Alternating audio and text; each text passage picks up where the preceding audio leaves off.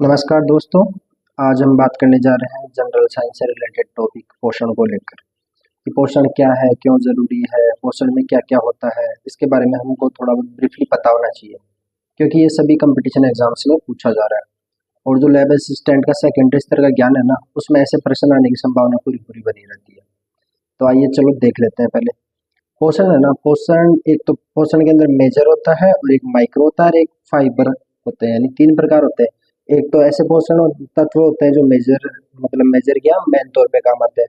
दूसरे माइक्रो जो छोटे तौर पे काम आते हैं। फाइबर होते हैं जो मतलब अपने पाचन को पचाने के काम में आते हैं। अब मेजर के अंदर आते हैं कार्बोहाइड्रेट, लिपिड, प्रोटीन। तो इनके बारे में अपने को अच्छे से पता होता है। और माइक्रो में आता है विटामिन, मिनरल और सॉल्ट। ये क्या होते हैं, बहुत ही छोटी सी मात्रा में शरीर में लिए जाते हैं। इनका अपने को इनको लेने से हमारे शरीर में भूख वगैरह से कोई प्रभाव नहीं पड़ता, लेकिन ये हमारे पाचन संबंधी समस्याओं को, रोग वगैरह से बचाने के काम आते हैं। तो आज हमारा टॉपिक होगा ओनली विटामिन। विटामिन क्या होता है, थोड़ा बहुत हम इसके बारे में जान लेते हैं। विटामिन एक प्रकार के कार्बनिक यौगिक होते हैं। कार्बनिक यौगिक होते हैं, इसका मतलब ये है कि इसमें कार्बन, हाइड्रोजन, ऑक्सीजन के मॉलिक्यूल्स प्रेजेंट होते हैं और ये शरीर को ऊर्जा देने का काम नहीं करते हैं। यानी किसी प्रकार से विटामिन से हमें किसी प्रकार की कोई ऊर्जा प्राप्त नहीं होती है।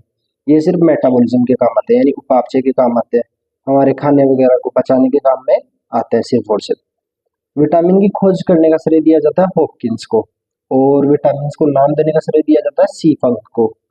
हॉपकिंस को नोबेल प्राइज मिला था विटामिन की डिस्कवरी के संदर्भ में। अब विलेयता के आधार पर हम विटामिन के प्रकार देख लेते हैं कि विटामिन कितने प्रकार के होते हैं। विलेयता के आधार पर यानी किसके अंदर ये विलेय हो सकते हैं। तो सबसे पहले देखते हैं जल में विलेय कौन कौन से प्रकार के विटामिन हो सकते हैं। तो विटामिन बी और विटामिन सी यानी बीसी है ना, वो जल में विलेय हो जाएगा। और लिपिड के अंदर कौन कौन विलेय होगा। लिपिड का मतलब जो वसा है ना, घी वगैरह हो गया, मक्खन वगैरह हो गया, ऐसे जो तत्व है ना, उनके अंदर कीड़ा, मतलब शॉर्ट में देखें तो KEDA, यानी विटामिन के, विटामिन ई, विटामिन डी और विटामिन ए, ये सारे के सारे है ना लिपिड के अंदर मिले हो जाएंगे। तो हम इसको ऐसे याद कर सकते हैं कि वाटर में तो BC और लिपिड के अंदर कीड़ा। अब हम एक एक विटामिन को ब्रीफली थोड़ा बहुत देख लेते हैं। विटामिन ए, सबसे पहले देखते हैं विटामिन ए को। इसका साइंटिफिक नेम है रेटिनॉल और ये हमें किससे प्राप्त होता है, मछली के तेल से, गाजर से, आम से, अमरूद से, पपाया से। और इसकी कमी से होने वाले रोग देख लेते हैं। इसकी कमी से एक तो रतौंधी हो जाता है, जिसमें हमको रात में कुछ दिखाई नहीं देता या कम दिखाई देता है। दूसरा हो जाता है जीरोप्थेलेमिया। जीरोप्थेलेमिया ना एक प्रकार का ऐसा रोग है जिसमें हमारे शरीर की जो आंखों की अश्रु ग्रंथि है ना, वो खराब हो जाती है। अश्रु ग्रंथियां खराब हो जाने से आंसू नहीं आएंगे, तो इसके अंदर आंसू का फॉर्मेशन नहीं होता है। आदमी कितना ही रोने की ट्राई करे, उसके अंदर आंसू नहीं बनते हैं।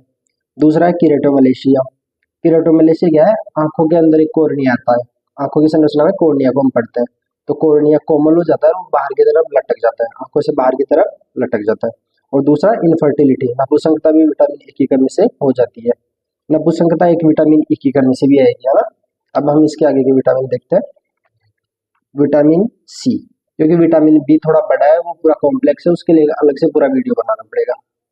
विटामिन सी को एस्कॉर्बिक एसिड बोलते हैं वैज्ञानिक नाम के तौर पे। और इसका स्रोत होता है खट्टे फल। जितने भी खट्टे फल है ना सिट्रस पे मिलेंगे, जैसे मान लो नींबू ले लो आप, आंवला ले लो, ये सारे इसके सोर्स होते हैं विटामिन सी के। और एक अलग से सोर्स है इसका हरी मिर्च। आपने इसीलिए देखा होगा कि भारतीयों के अंदर विटामिन सी की कमी बहुत कम पाई जाती है, क्योंकि भारत में हरी मिर्च का प्रयोग सभी जगह किया जा रहा है, खाने के अंदर है ना, सलाद के रूप में, खाने के रूप में। और विटामिन सी की कमी से हो जाती है स्कर्वी नामक बीमारी। स्कर्वी में क्या होता है, अपना जो मसूड़े है ना, उनसे खून आने लगता है, उनमें सूजन आ जाती है। तो ये सारे लक्षण है ना विटामिन सी की कमी से होने वाले रोग के ही है। अब विटामिन डी, इसका वैज्ञानिक नाम है कैल्सीफेरॉल और इसका सोर्स है सनसाइन, यानी धूप की वजह से।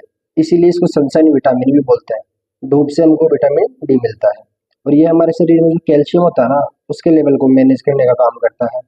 विटामिन डी की कमी से दो रोग होते हैं, एक तो रिकेट्स और एक ओस्टियोमलेशिया। ये जहाँ पर ओस्टियो वर्ड आ जाता है ना, ओस्टियो, ओस्टियो का मतलब ही हड्डियों से रिलेटेड हो जाता है। और ये एडल्ट्स में होगा, यानी जो वयस्क है ना 17-18 साल से ऊपर के, उन्हीं में होगा ये। अगर उनमें विटामिन डी की कमी हो जाएगी ना, तो उनकी हड्डियां कोमल हो जाएगी, लचीली हो जाएगी, टूटने लग जाएगी, है ना। और रिकेट्स बच्चों में होता है, मेनली चाइल्ड में होता है ना, चिल्ड्रंस में। और इसको एक सूखा रोग भी बोलते हैं, क्योंकि इतने कोमल और इतने टूटने वाली हड्डियां हो जाती है कि इसको सूखा रोग की संज्ञा दे दी जाती है। अब लास्ट में आपके लिए एक प्रश्न है कि नॉर्मल कैल्शियम लेवल कितना होता है हमारे ब्लड में। जो विटामिन डी जो कैल्शियम का लेवल मैनेज कर रहा है ना, इसकी वजह से दो प्रकार के रोग होते हैं, एक तो हाइपोकैल्सीमिया और एक हाइपरकैल्सीमिया। तो ये कब होगा कि कितना लेवल मिनिमम कैल्शियम का अपने ब्लड में होना चाहिए कि वो बिल्कुल नॉर्मल रेंज में रेगुलेट रहना चाहिए, है ना। इसके आगे के जो विटामिन हम एक नेक्स्ट वीडियो में देख लेंगे, और विटामिन बी कॉम्प्लेक्स के लिए 5-10 मिनट का अलग से लेक्चर बनाना पड़ेगा। धन्यवाद।